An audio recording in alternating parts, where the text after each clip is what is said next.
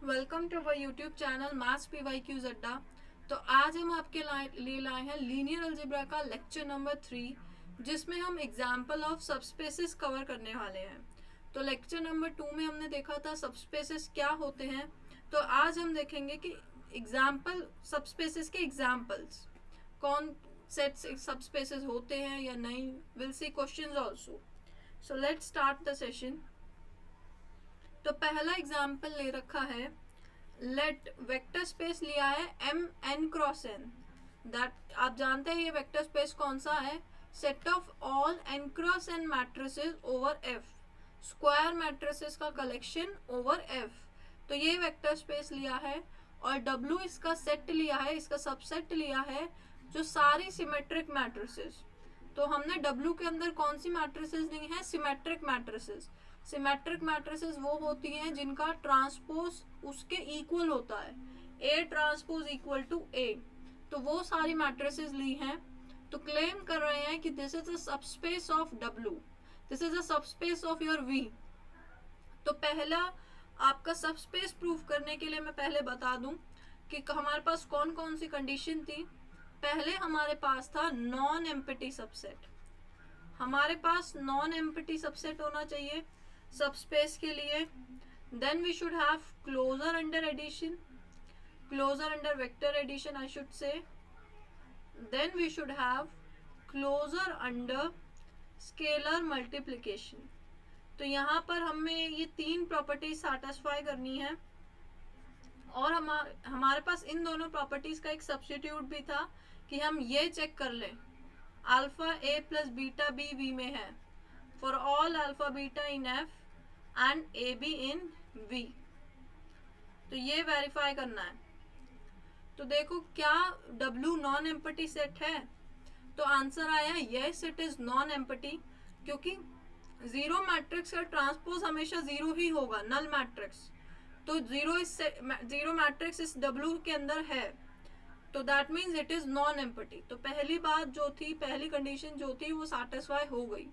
अब हमें चेक करना है ये वाली, alpha A plus beta B must belongs to your W, must belongs to your W. तो कंसिडर करा हमने for alpha beta in F and A B in W, we are considering alpha A plus beta B का transpose. अब transpose की हमारे पास properties होती है कि हम उसे सम के ऊपर ब्रेक कर सकते हैं। किसी भी दो मैट्रिसेस का transpose A transpose plus B transpose होता है। तो वही प्रॉपर्टी हमने यूज करके इसे ब्रेक कर दिया। देन हमारे पास ट्रांसपोज की एक और प्रॉपर्टी होती है, whenever we have a scalar we can write it like this. तो वो ये प्रॉपर्टीज यूज करके हमने इसे ऐसा लिख लिया and we know A transpose is A, क्योंकि ए डब्ल्यू के अंदर है। तो and B transpose is also B, because again B is in your W. So that means जो ये पूरी मैट्रिक्स थी इसका ट्रांसपोज इसी ट्रांसपोज के इक्वल, इसके इक्वल है। तो that means this belongs to your W and hence your W is a subspace of V। तो ये फर्स्ट एग्जाम्पल था।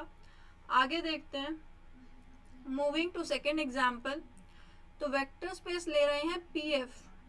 PF कौन सा वेक्टर स्पेस था, सेट ऑफ ऑल पॉलिनोमियल्स। सो जितने भी पॉलिनोमियल्स हैं सबका कलेक्शन ले लो। ओवर F कहने का मतलब है कि पॉलिनोमियल्स के कोफिशिएंट फील्ड से आएंगे, पॉलिनोमियल्स के कोफिशिएंट फील्ड से आएंगे। अब इसका एक सबसेट ले रहे हैं PNF, इसका सबसेट ले रहे हैं PNF। और PNF क्या डिनोट कर रहा है, वो सारे पॉलिनोमियल का कलेक्शंस जिनकी डिग्री या तो n है या फिर n से छोटी है। तो PNF के अंदर वो पॉलिनोमियल्स है जिनकी डिग्री n या n से छोटी है, like your 1x, x square, x raised to the power n, these are all your polynomials in PNF।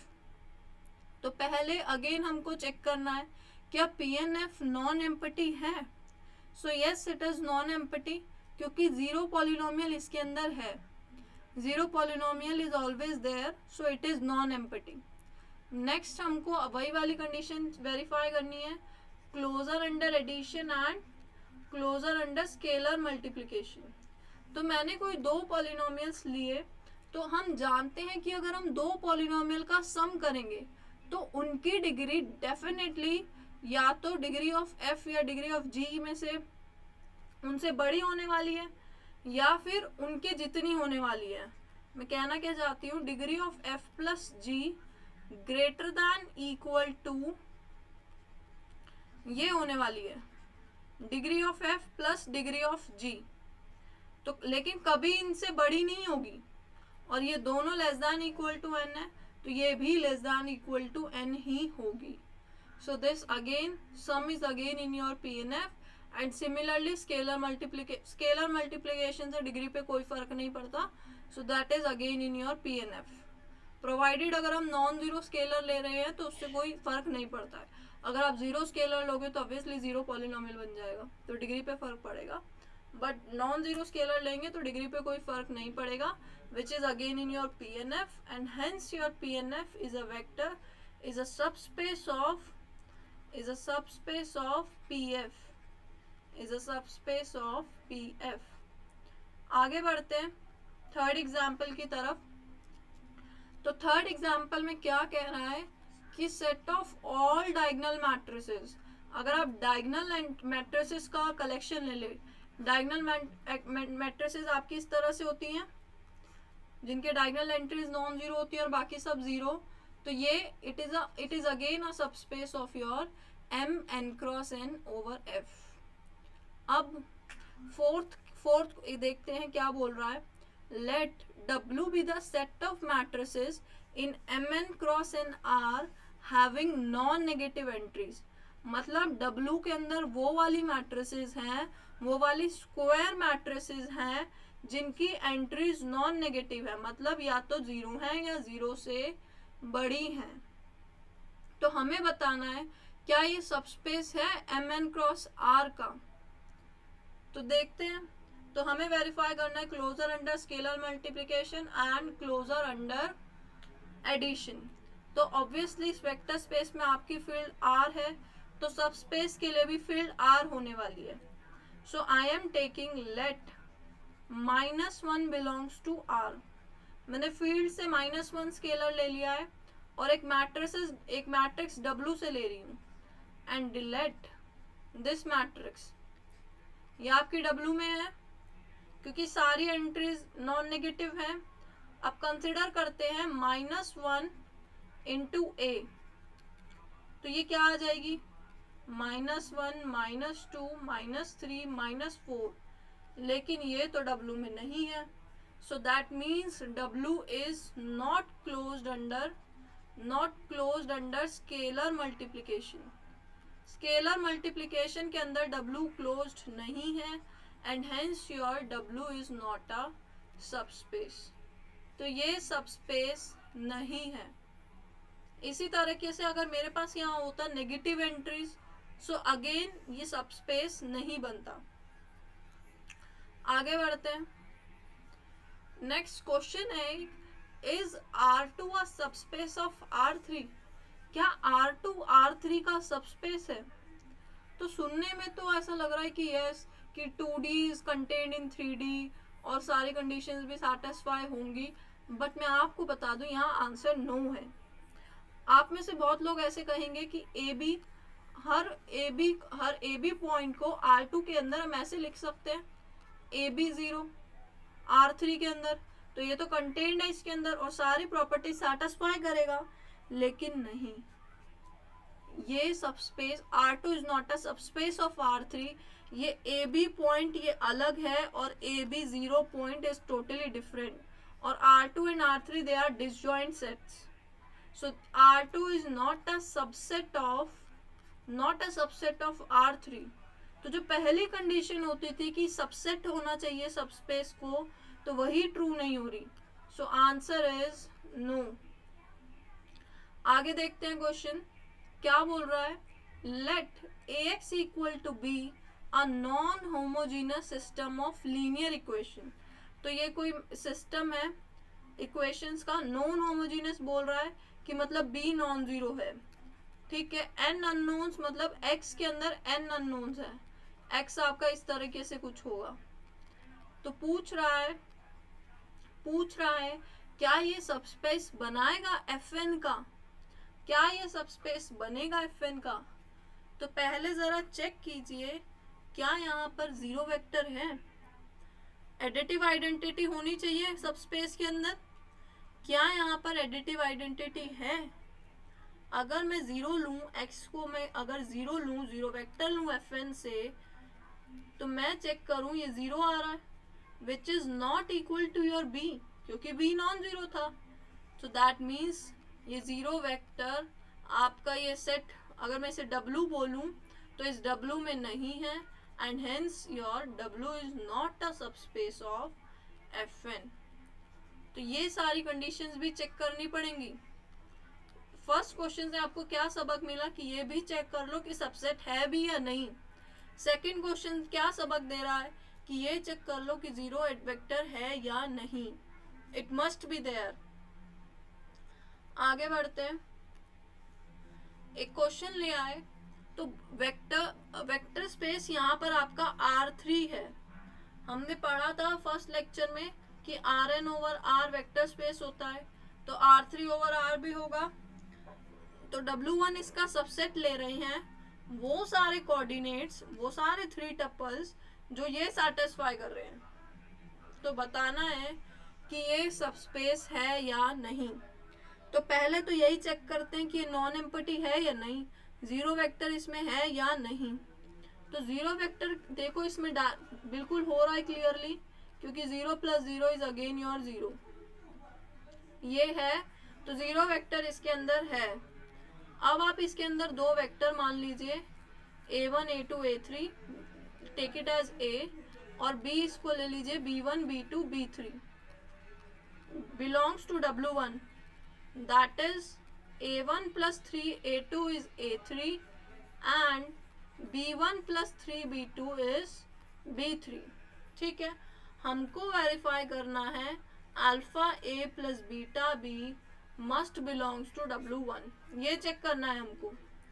तो कंसिडर करते हैं इसको, alpha a plus beta b, ये इसके किस टाइप का होगा? देखो ये alpha a1 a2 a3 beta b1 b2 b3 which is equal to alpha a1 beta b1 alpha a2 beta b2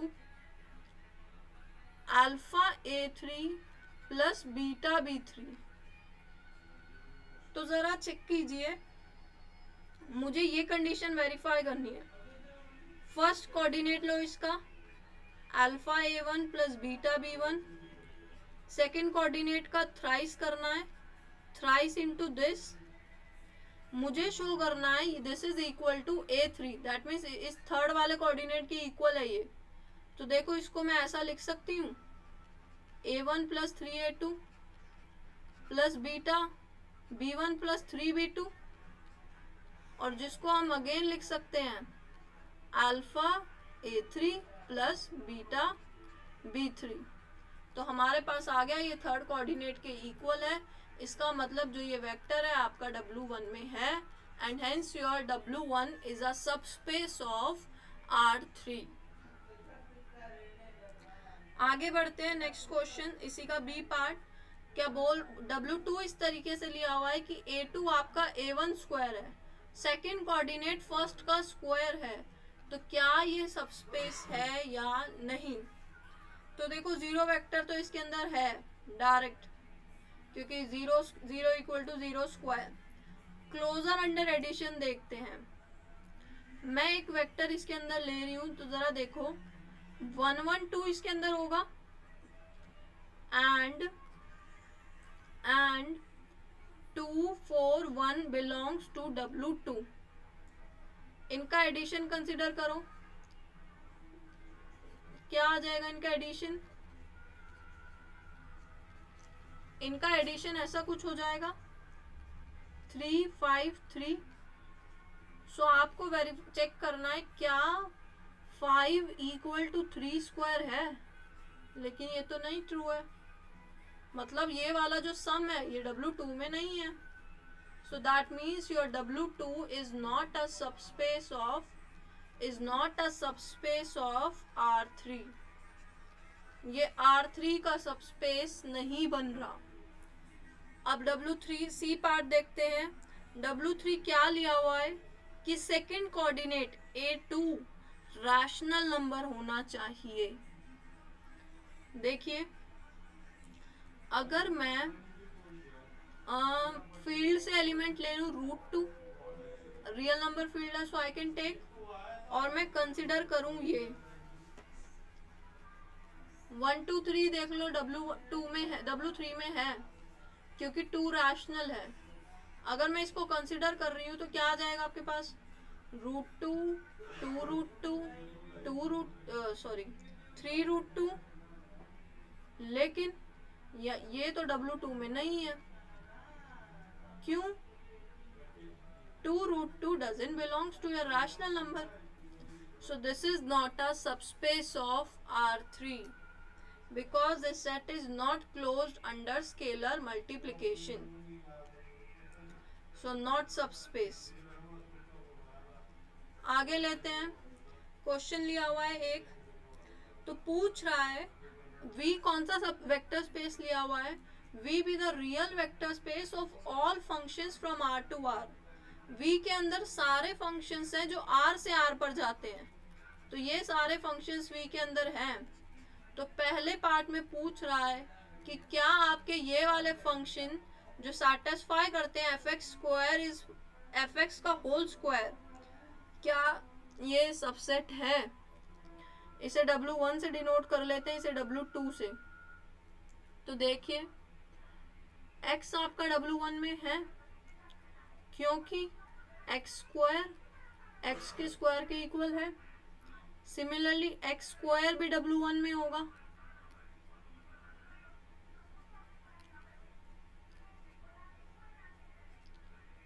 ये भी, तो ये x और x² W1 में है, लेकिन क्या इनका सम भी W1 में है? चेक करते हैं।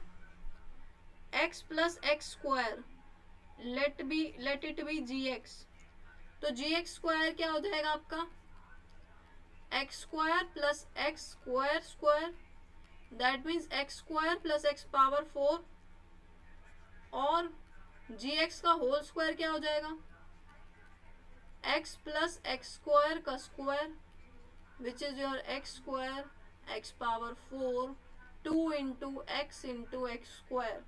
तो आप देख सकते हैं दोनों इक्वल नहीं है, and hence your W1 is not a subspace, क्योंकि gx जो सम था, जो दो एलिमेंट्स का सम था, वो W1 में नहीं है, and hence your W1 is not a subspace of V। Second part check करते हैं, जहां पर कौन से फंक्शन ले रहे हैं W2 के अंदर, f3 equal to 1 plus f of -5। तो चेक कीजिए, यहाँ पर 0 है, 0 फंक्शन यहाँ पर है, तो 0 फंक्शन में 0 ऑफ 3 1 प्लस 0 ऑफ -5, तो ये भी 0 है, ये भी 0 है, but 0 is not equal to 1। 0 is not equal to 1 which implies यहाँ पर जो 0 पॉलिनोमियल था वो W2 में नहीं है, and hence your W2 is not a subspace of V। तो ये सबस्पेस नहीं बन रहा है। यहाँ पर मैं आपको एक आसान ट्रिक बता दूं देखने के लिए। आपको हमेशा चेक करना पड़ेगा कि कोई हमेशा लीनियर कॉम्बिनेशन होना चाहिए, मतलब फंक्शंस की डेफिनेशन ये 1 से डायरेक्ट दिख रहा है कि यहाँ 0 नहीं होगा, सो इसीलिए you have to check for 0 vector in this case. So आज के लिए इतना ही, आगे और वीडियोस आएंगी आपकी लीनियर अलजेब्रा की सीरीज में। Thank you for watching the video. Please like, share and subscribe the channel for more videos.